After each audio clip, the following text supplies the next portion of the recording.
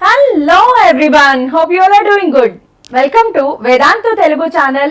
This is Ramadevi, me master teacher in physics. So IPE ki sambandhinchi inkoka very important class for the second year students. Second year students ki chala help avutundi because AP MSET rase valaki telusu IPE weightage chala important valaki. So at least second year lo ఎట్టి పరిస్థితుల్లోనూ paper rod వేసాడ్రా బాబు అన్నా కూడా మీరు 60 out of 60 తెచ్చుకుని బయటికి రావాలి. అలా రావాలి అంటే పేపర్ టఫ్ ఎక్కడ అవుతుంది? ప్రాబ్లమ్స్ లో. సో ప్రాబ్లమ్స్ కి సంబంధించిన ఫార్ములా గనక తెలుసుకుని వెళ్తే ఎలాగో మీరు గివెన్ ఇన్ఫర్మేషన్ రాసుకుంటారు. గివెన్ ఇన్ఫర్మేషన్ కి సంబంధించి ఒక ఫార్ములా మీ మైండ్ లో మ్యాచ్ అవ్వగలిగితే మీ ప్రాబ్లమ్ సాల్వ్ అయిపోయింది కదా, ఆన్సర్ వచ్చేస్తుంది.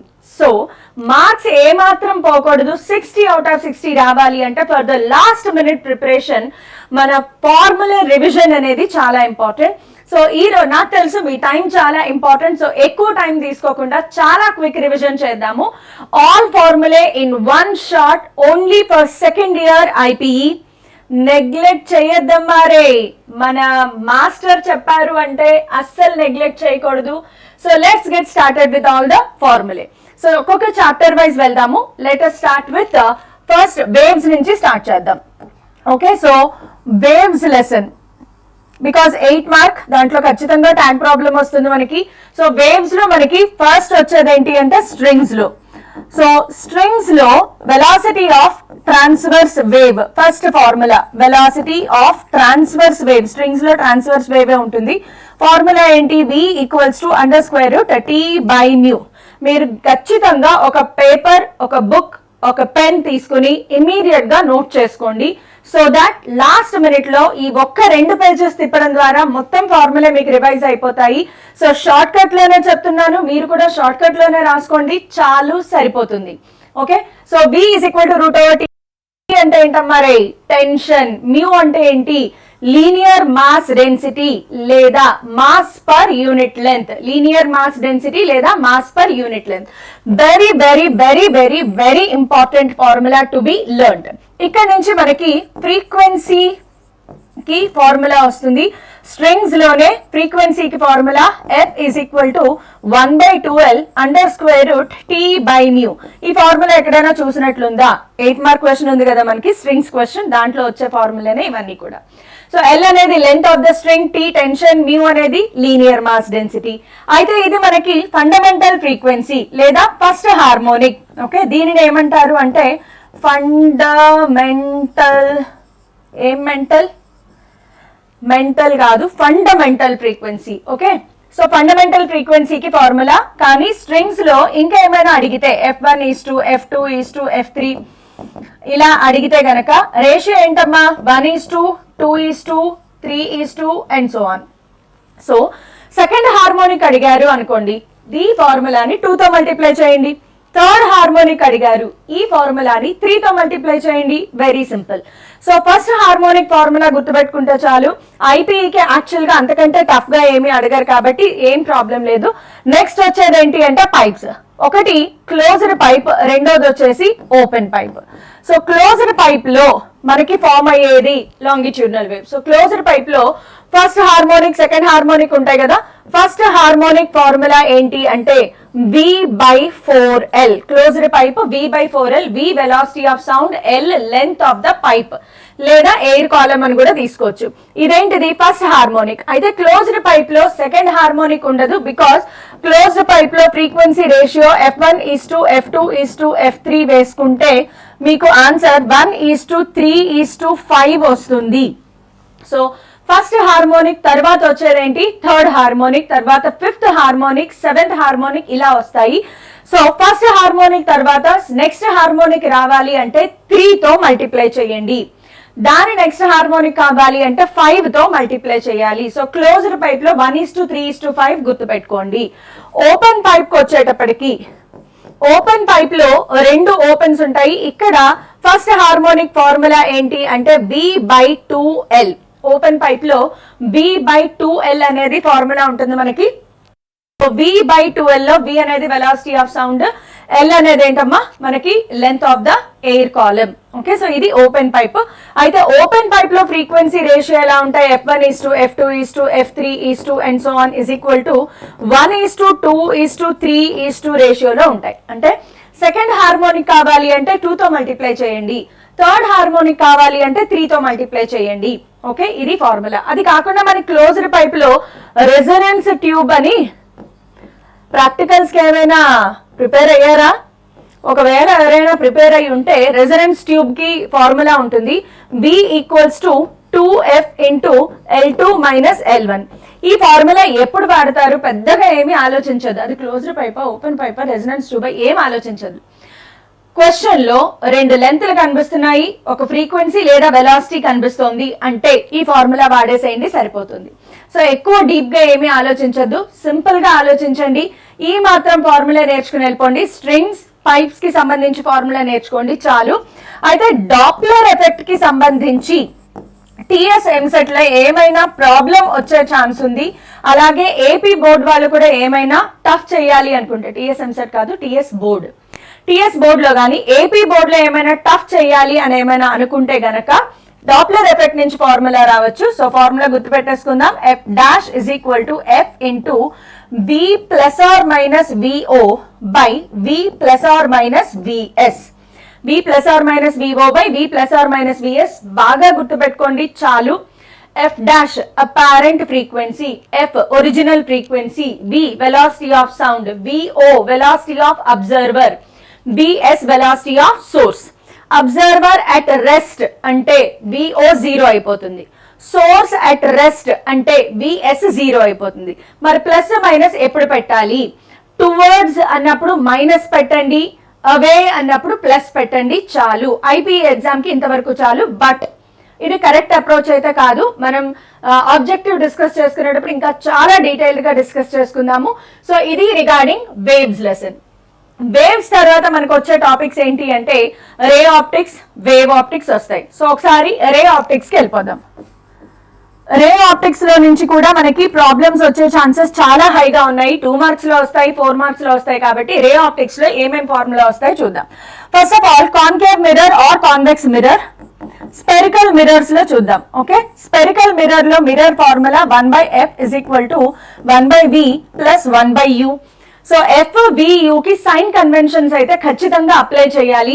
కాన్కేవ్ మిర్రర్ అయితే కాన్కేవ్ మిర్రర్, అలాగే కాన్వెక్స్ మిర్రర్ అని ఉంటాయి మనకి.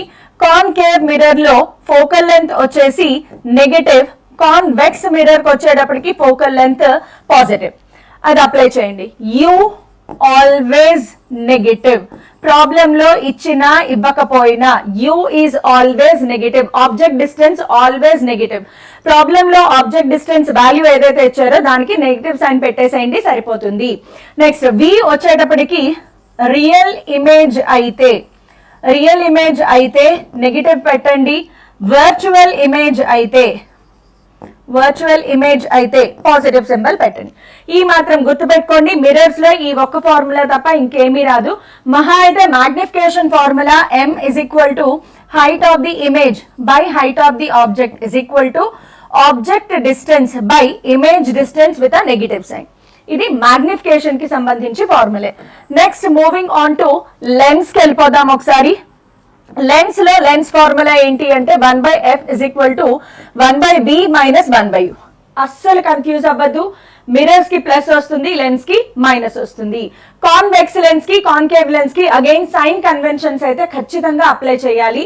Convex lens focal length positive, concave lens focal length negative. Next power of lens, ఖచ్చితంగా వచ్చే highly starred question. Power of lens, power of lens కి formula P = 1/F. F should be in metres. ఒకవేళ if F is in centimetres, ఒకవేళ F centimetres లో ఉంటే కంగారేం లేదు. P = 100/F రాసేయండి, మీకు answer dioptres లో వస్తుంది. పవర్ ఆఫ్ కాన్వెక్స్ లెన్స్ కి SI unit dioptres, capital D dioptres గుర్తుపెట్టుకోండి. 1 మార్క్ యాడ్ అవుతుంది, క్వశ్చన్ లో ఉంటుంది మనకి. అయితే power of lens combination of lenses కూడా వస్తాయి. So 2 lens combination of lens చూద్దాము. So combination of lens, combination of lens లో రెండు లెన్స్లు పక్క పక్కనే అటాచ్ చేస్తే గనక P equals to P1 plus P2 అవుతుంది, లేదా P equals to 1/F1 plus 1/F2 రెండు పాజిటివ్ అవుతాయి. లేదు రెండు కాన్కేవ్ లెన్స్లు ఉన్నాయి, రెండు కాన్కేవ్ లెన్స్ని పక్క పక్కన అటాచ్ చేశారు. ఇప్పుడు కూడా P is equal to minus symbol పెట్టేసి P1 ప్లస్ P2 అటాచ్ చేస్తే చాలు, లేదా P equals to minus symbol పెట్టేసి 1/F1 ప్లస్ 1/F2 చేసినా మీకు ఆన్సర్ వచ్చేస్తుంది. ఫోకల్ లెంత్ ఇస్తే ఫోకల్ లెంత్ ఫార్ములా సెలెక్ట్ చేసుకుంటారు, పవర్ ఇస్తే పవర్ ఫార్ములా సెలెక్ట్ చేసుకుంటారు. కానీ ఒక కాన్వెక్స్ లెన్స్ ఒక కాన్కేవ్ లెన్స్ గనక ఇస్తే P ఈజ్ ఈక్వల్ టు, దీని పవర్ P1 అనుకుందాం, దీని పవర్ P2, లేదా దీని ఫోకల్ లెంత్ F1, దీని ఫోకల్ లెంత్ F2 అనుకుంటే P equals to P1 minus P2. Okay, convex lens కి P పాజిటివ్, కాన్కేవ్ లెన్స్ కి పవర్ నెగిటివ్, లేదా P equals to 1/F1 minus 1/F2. ఈ ఫార్ములే. ఇదంతా పవర్ కి సంబంధించి ఖచ్చితంగా చూసుకోండి, గ్యారంటీ ప్రాబ్లమ్స్ వస్తాయి. అసలు లెన్స్ లో మిర్రర్, లెన్స్, రే ఆప్టిక్స్ లో ఈ స్లైడ్ లో ఉన్న ప్రతి ఫార్ములా చాలా ఇంపార్టెంట్. ఇవి కాకుండా మనము రిఫ్రాక్షన్ లో ఇంకొక ఫార్ములా చూస్తాము. రిఫ్రాక్షన్ లో ఫార్ములా ఏంటి అంటే, రిఫ్రాక్షన్ లో వచ్చే మోస్ట్ మనకి టోటల్ ఇంటర్నల్ రిఫ్లెక్షన్ లో ఫార్ములా వస్తుంది mu is equal to 1/sin C. C అనేది ఏంటి అంటే క్రిటికల్ యాంగిల్, సి అనేది critical angle, mu refractive index, refractive index కి క్రిటికల్ యాంగిల్ కి రిలేషన్. ఇది కాకుండా ప్రిజం నుంచి ఫార్ములా వస్తే మనకి ప్రిజం లో ఒక ఫార్ములా వచ్చేసి mu is equal to sine A plus delta m/2 by sine A/2. Mu refractive index, A angle of the prism, దీనినే రిఫ్రాక్టింగ్ యాంగిల్ అని కూడా అంటారు. Delta m angle of minimum deviation, delta m angle of minimum deviation. Prism లో వచ్చే ఇంకొక important formula, very important formula వచ్చేసి mu very important formula. Eraser, మనం అసలే టైమ్స్ లేదు, చాలా స్పీడ్ గా చెప్తున్నాము అనుకుంటే మనకి చూడండి. సో ఇక్కడ delta is equal to A into mu minus 1, delta is equal to A into mu minus 1 prism లో మంచి important formula. Delta angle of deviation, A angle of the prism లేదా refracting angle, mu refractive index. Okay, so ఈ formula, ఈ slide మాత్రం చాలా చాలా చాలా important.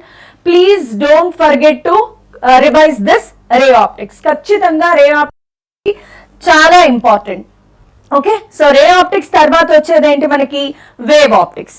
Okay, wave optics లో పెద్దగా ఫార్ములే ఏమీ రావు, చూసుకోవాల్సిన అవసరం అయితే లేదు, బికాజ్ వేవ్ ఆప్టిక్స్ లో మనకి ఓన్లీ థియరీ క్వశ్చన్స్ ఎక్కువగా వస్తాయి. సో వేవ్ ఆప్టిక్స్ నుంచి పెద్దగా ఫార్ములా ఏమీ అవసరం లేదు. బట్ ఒక ఫార్ములా కావాలి అంటే mu is equal to tan theta p. దీనిని బ్రిస్టల్స్ లా అంటారు. మ్యూ అనేది రిఫ్రాక్టివ్ ఇండెక్స్, థీటా పి అనేది యాంగిల్ ఆఫ్ పోలరైజేషన్. ఓకే, ఇది ఒకటి చూసుకోండి చాలు. బట్ వేవ్ ఆప్టిక్స్ నుంచి ప్రాబ్లమ్స్ అయితే రావు మనకి. వేవ్ ఆప్టిక్స్ అయిపోయింది, నెమ్మదిగా మోడర్న్ ఫిజిక్స్ వైపు వెళ్దాం. మోడర్న్ ఫిజిక్స్ లో ఆటమ్స్, డిఎన్ఎం, న్యూక్లియై ఇవన్నీ స్టార్ట్ అవుతాయి కదా. So dual nature of matter లో స్టార్ట్ చేద్దాం.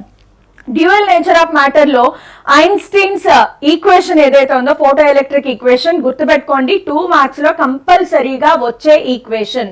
So Einstein's photo electric equation says E is equal to W0 plus maximum kinetic energy K max. So ఈ place లో H new రాయొచ్చు. W0 అంటే ఏంటమ్మా, work function, is equal to H nu naught plus half mv max square, maximum velocity. Okay, so ఇక్కడ new not అనేది threshold frequency. Formula నేర్చుకుంటే సరిపోదు, వాటి టర్మ్స్ కూడా నేర్చుకోవాలి, బికాస్ చాలా సార్లు టర్మ్స్ ఎక్స్ప్లెయిన్ చేయమని క్వశ్చన్ లో అడుగుతారు. H Planck's constant, nu any frequency of light, H మళ్ళీ Planck's constant, nu naught threshold frequency. ఇది థ్రెషోల్డ్ ఫ్రీక్వెన్సీ, ఇదేంటమ్మా frequency of incident light. Work function గుర్తుపెట్టుకోండి, half mv max square, maximum kinetic energy. ఇంతవరకు ఎక్కువగా అడుగుతారు. ఇంకొంచెం ఏమైనా కావాలి అంటే న్యూ ప్లేస్ లో hc/λ రాసుకోవచ్చు. hc/λ0 plus k max square. Okay, maximum kinetic energy ఇంతవరకు. నెక్స్ట్ వచ్చేసి మనకి ఇంకొక ఫార్ములా ఇందులో వచ్చేది ఏంటి అంటే lambda is equal to h/p, momentum is equal to h/mv. Momentum place లో mv రాసుకోవచ్చు, లేదా is equal to h/√2mk kinetic energy. ఇక్కడ చాలా హైగా అడిగే క్వశ్చన్ ఒకటి ఏంటి అంటే relation between lambda and mass. Relation between lambda and mass. ఒక ఆల్ఫా పార్టికల్, ఒక ఎలక్ట్రాన్, ఒక proton యాక్సెలరేటెడ్ with the same potential అనే క్వశ్చన్ ఉంటుంది. సో ఎలక్ట్రాన్, ప్రోటాన్ అనేవి accelerate with the same potential. యాక్సెలరేటెడ్ same potential, యాక్సెలరేటెడ్ same potential అనగానే ఈ formula గుర్తుపెట్టుకోండి. Lambda is inversely proportional to √m. Lambda is inversely proportional to √m. Mass of alpha particle is highest, then mass of proton and then mass of electron. అంటే wave length reverse అవుతుంది. Lambda of electron అనేది ఎక్కువగా ఉంటుంది. So ఈ concept ఖచ్చితంగా చూసుకోండి. గ్యారంటీగా 2 marks లో ఏమైనా టఫ్ చేయాలి అంటే ఇదే వస్తుంది మనకి. Next wave length of electron ని ఫైండ్ అవుట్ చేయమంటారు. Wave length of electron paper tough చేయాలి అంటే ఇలాంటి క్వశ్చన్స్ వస్తాయి 2 మార్క్స్ లో. Wave length of electron formula lambda is equal to 12.27/√v. ఇక్కడ v అనేది పొటెన్షియల్, గుర్తుపెట్టుకోండి. v అనేది ఏంటమ్మా పొటెన్షియల్. v అనేది పొటెన్షియల్, బాగా గుర్తుపెట్టుకోండి. పేపర్ టఫ్ చేయాలంటే ఇలాంటి క్వశ్చన్స్ వస్తాయి డిఎన్ఎం లోంచి. ఆటమ్ లో నుంచి ఏమైనా క్వశ్చన్స్ వస్తాయా అంటే ఆటమ్ లో ఉన్నదే ఒకటే, లైమన్, బామర్, ఈ సిరీస్ అన్ని మీకు తెలుసు. సో ఆటమ్స్ లో ఉన్న ఒకే ఒక formula 1/λ is equal to rz² into 1/n1² minus 1/n2². So atom లో నుంచి ప్రాబ్లమ్స్ వచ్చే ఛాన్సే లేదు. సో ఆటమ్ తర్వాత నెక్స్ట్ న్యూక్లియైకి వెళ్ళిపోదాము. న్యూక్లియైలోకి వచ్చేటప్పటికి ఇది మనకి 8 mark weightage chapter. So 8 mark weightage chapter లో ఫస్ట్ ఫార్ములా గుర్తుపెట్టుకోండి, E is equal to mc² లేదా Δmc². బైండింగ్ ఎనర్జీ ఫార్ములా ఒకటి గుర్తుపెట్టుకోవాలి.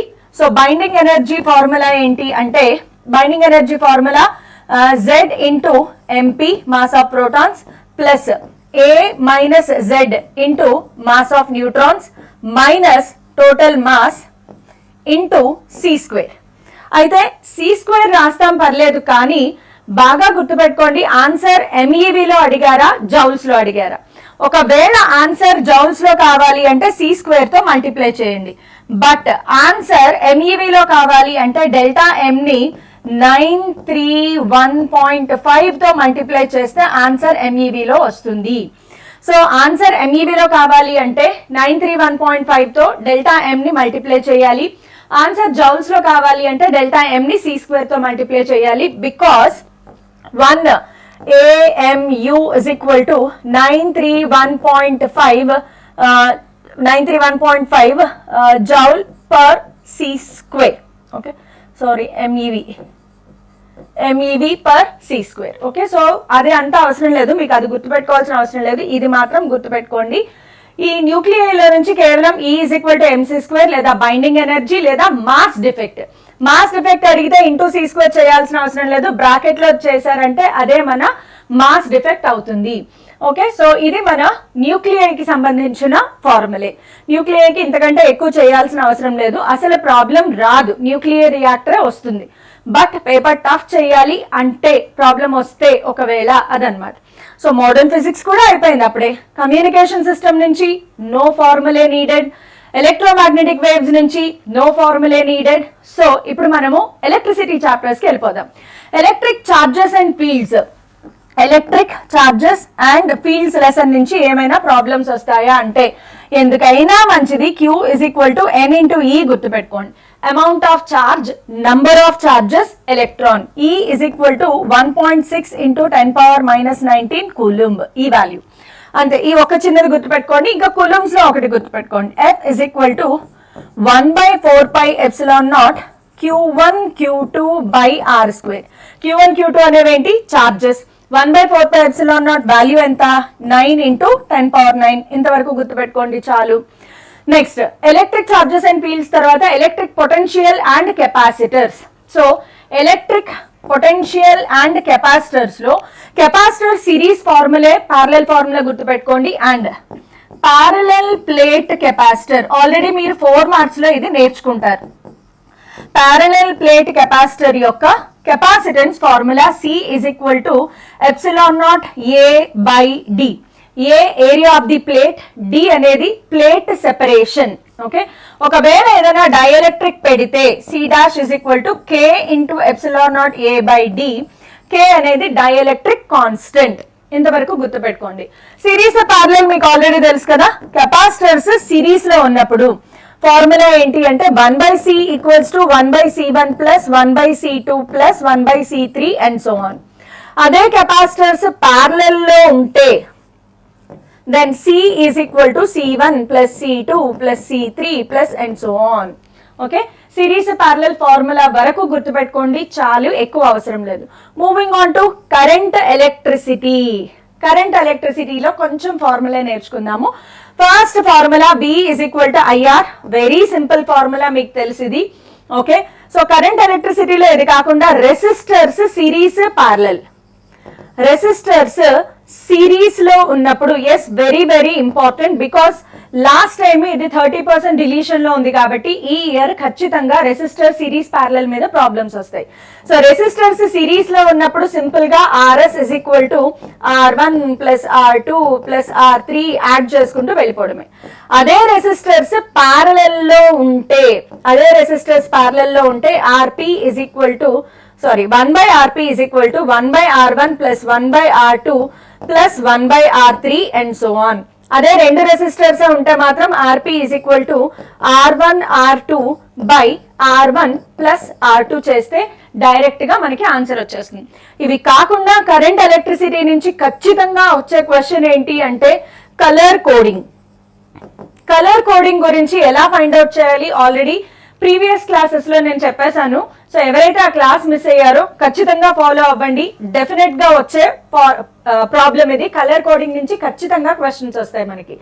సో ఇది కరెంట్ ఎలక్ట్రిసిటీ. ఇది కాకుండా మనకి వీట్స్టన్ బ్రిడ్జ్ ఒకటి ఉంటుంది. Wheatstone bridge, balanced Wheatstone bridge, because 4 marks లో వచ్చే క్వశ్చన్ కాబట్టి బ్యాలెన్స్డ్ వీట్స్టన్ బ్రిడ్జ్ కి ఫార్ములా ఏంటి? P/Q = R/S. సో 4 రెసిస్టర్స్ ఉంటాయి. 4 రెసిస్టర్స్ లో పైన 2 రెసిస్టర్స్ రేషియో, కింద 2 రెసిస్టర్స్ రేషియో తీసుకోండి, సరిపోతుంది. సో ఇది ఖచ్చితంగా బాగా ఇంపార్టెంట్ ఫార్ములా, చాలా చాలా చాలా ఇంపార్టెంట్ ఫార్ములా.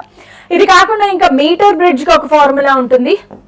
మీటర్ బ్రిడ్జ్ కి వచ్చేటప్పటికి ఫార్ములా వచ్చేసి P/Q = Q అంటే రెసిస్టర్స్, లేదా R1/R2 అని రాసుకోండి. R1/R2 is equal to L1/100 - L1. ఇలాగే గుర్తుపెట్టుకోండి. R1 resistor in left gap గుర్తుపెట్టుకోండి. Resistor in left gap. R2 resistor in right gap.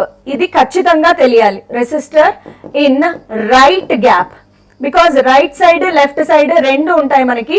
So left gap లో ఉన్నది R1, రైట్ గ్యాప్ లో ఉన్నది R2. R1/R2 is equal to L1/100 - L1. ఇంతవరకు గుర్తుపెట్టుకోండి. ఇది కాకుండా పొటెన్షియోమీటర్ ఉంది కదా మనకి, పొటెన్షియోమీటర్, ఎందుకంటే ఖచ్చితంగా ఇది మనకి 8 మార్క్స్ లో నేర్చుకున్నారు.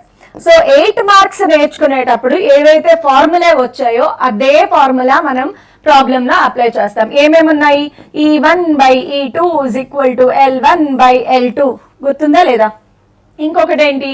ఇంటర్నల్ రెసిస్టెన్స్ ఫైండ్ అవుట్ చేయడానికి r is equal to R into L1/L2 - 1. Okay, so ఎలాగో మీరు ఇవేం బట్టి కొట్టాల్సిన అవసరం లేదు, బికాస్ 8 మార్క్ ప్రాక్టీస్ చేసేటప్పుడు ఆల్రెడీ మీరు ఇవే ఫార్ములే డిరైవ్ చేస్తారు. సో ఇక్కడ మెమరైజ్ చేయడానికి ఏమీ అవసరం లేదు. కరెంట్ ఎలక్ట్రిసిటీ అయిపోయిన తర్వాత next moving on to moving charges and magnetism. ఇది 4 మార్క్స్ లో మనల్ని ఇబ్బంది పెట్టే చాప్టర్ ఏదైనా ఉంది అంటే ఇదే, moving charges and magnetism. Moving charges and magnetism లో starting with Biot Savart's law. Biot Savart's law దగ్గర నుంచి స్టార్ట్ చేసుకుంటే dB is equal to mu naught by 4 pi I dl sin theta by r square. I current mu naught by 4 pi value తెలుసు కదా 10 power minus 7 mu naught by 4 pi 10 power minus 7 sin theta అంటే theta angle ఇస్తారు మనకి, r అనేది perpendicular distance. ఇప్పుడు దీంట్లో application ఏంటి అంటే calculate magnetic field at centre of A ring అని అడుగుతారు. Calculate magnetic field at centre of ring. ఖచ్చితంగా ఫార్ములా వస్తుంది చూసుకోండి. B equals to mu naught NI by 2R. Very important formula. N number of turns, ఏం mention చేయకపోతే n value 1 తీసుకోండి. I current, R అనేది radius of the ring, mu naught value తెలుసు కదా 4 pi into 10 power minus 7. Very very important. ఇలాగే సోలెనాయిడ్ కూడా గుర్తుపెట్టుకోండి, ఎందుకన్నా మంచిది. సోలెనాయిడ్ కి ఫార్ములా, మ్యాగ్నెటిక్ ఫీల్డ్ కి formula B is equal to mu naught small n into I. Small n is different from capital N.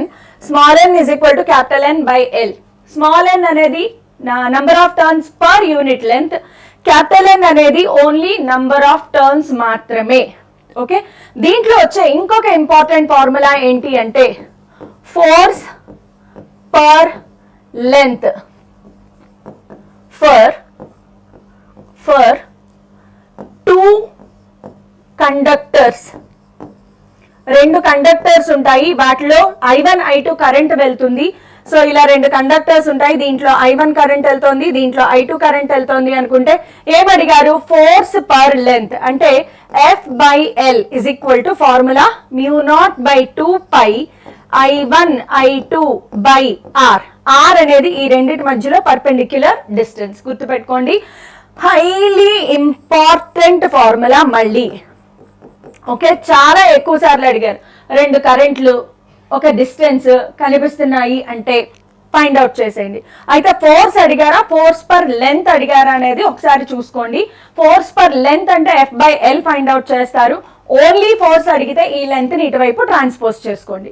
చాలా చాలా చాలా important. Okay, moving charges and magnetism అయిపోయిన తర్వాత ప్రాబ్లమ్స్ లో ఇబ్బంది పెట్టే ఇంకొక చాప్టర్ ఏంటి అంటే ఎలక్ట్రోమాగ్నెటిక్ ఇండక్షన్. ఎలక్ట్రోమాగ్నెటిక్ ఇండక్షన్ లో చాలా తక్కువ ఫార్ములా ఉంటాయి, చాలా ఈజీ. ఫస్ట్ ఫార్ములా నేర్చుకోవాల్సింది ఏంటి అంటే ఫ్లక్స్. మ్యాగ్నెటిక్ ఫ్లక్స్ కి formula, magnetic flux is equal to NBA cos theta. N number of turns, B magnetic field, A area of cross section, A place లో ఒక్కొక్కసారి పై ఆర్ స్క్వేర్ కూడా రాసుకోవచ్చు. Theta అనేది anyway angle మీకు mention చేస్తారు, ఏం mention చేయకపోతే కాస్ థీటా 1 తీసేసుకోండి, అంతే. Very simple. నెక్స్ట్ ఈ ఇండ్యూస్డ్ ఈఎంఎఫ్ కి formula E is equal to minus d∅dt. ఈ 5 ప్లేస్ లో ఇక్కడ ఈ ఫార్ములాని సబ్స్టిట్యూట్ చేసుకోవాలి, అంతే. నెక్స్ట్ మోషనల్ ఈఎంఎఫ్, ఎందుకంటే 4 మార్క్స్ ఉంది కదా, అంటే దీని నుంచి కూడా మనకి ప్రాబ్లం వచ్చే ఛాన్స్ ఉంది. మోషనల్ ఈఎంఎఫ్ ఫస్ట్ 4 మార్క్ ఉంటుంది కాబట్టి మోషనల్ ఈఎంఎఫ్ కి formula E is equal to BLV మాత్రమే గుర్తుపెట్టుకోండి చాలు, ఇంకా ఏమీ ఫార్ములా గుర్తుపెట్టుకోవద్దు. Next moving on to alternating currents. దీంట్లోంచి ప్రాబ్లమ్స్ అయితే రావు, కాకపోతే 2 మార్క్ క్వశ్చన్స్ లో ఇంపెడెన్స్ గురించి క్వశ్చన్ అడుగుతారు. XC XL. XC అంటే ఏంటి, కెపాసిటివ్ రియాక్టెన్స్. క్వశ్చన్ అండ్ పేరు కూడా గుర్తుపెట్టుకోండి, capacitive reactance.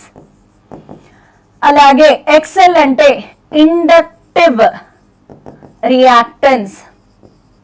Inductive reactance. XC formula 1/ωc. XL formula ωL. XL formula ωL, XC formula 1/ωc.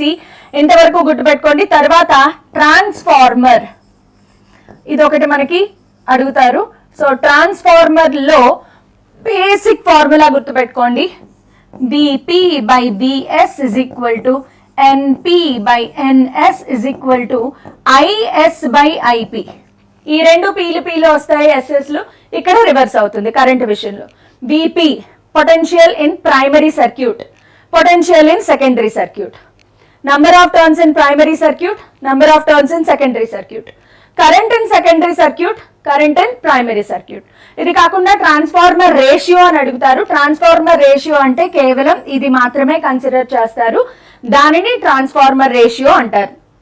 Okay, so ఇవి మాత్రమే మనకి ఐపీఈలో వచ్చే ఛాన్సెస్ ఉన్న ఫార్ములే. సో చాలా క్విక్ గా మీ టైం సేవ్ చేయడానికి చాలా స్పీడ్ గా చెప్పేశాను. సో ఇలాంటివి ఇంకా ఇంకా అప్డేట్స్ కావాలి అనుకుంటే వేదాంతు తెలుగు ఛానల్ని కంటిన్యూస్ గా ఫాలో చేస్తూ ఉండండి. బికాస్ మీకు అప్డేటెడ్ ఇన్ఫర్మేషన్ వస్తుంది. సో అప్డేటెడ్ ఇన్ఫర్మేషన్ కావాలి, అలాగే పీడిఎఫ్ ఫామ్ లో మీకు మెటీరియల్ కావాలి, ఇవన్నీ అవైలబిలిటీ కావాలంటే వేదాంతు టెలిగ్రామ్ ఛానల్ కూడా ఉంది. ఈ క్యూఆర్ కోడ్ ద్వారా కానీ ఈ లింక్ ద్వారా కానీ వేదాంతు తెలుగు టెలిగ్రామ్ ఛానల్లో కూడా జాయిన్ అవ్వడం మర్చిపోవద్దు. సో వేదాంతు తెలుగు ఛానల్ని సబ్స్క్రైబ్ చేసుకోండి, బోల్డ్ అంత మందికి షేర్ చేయండి.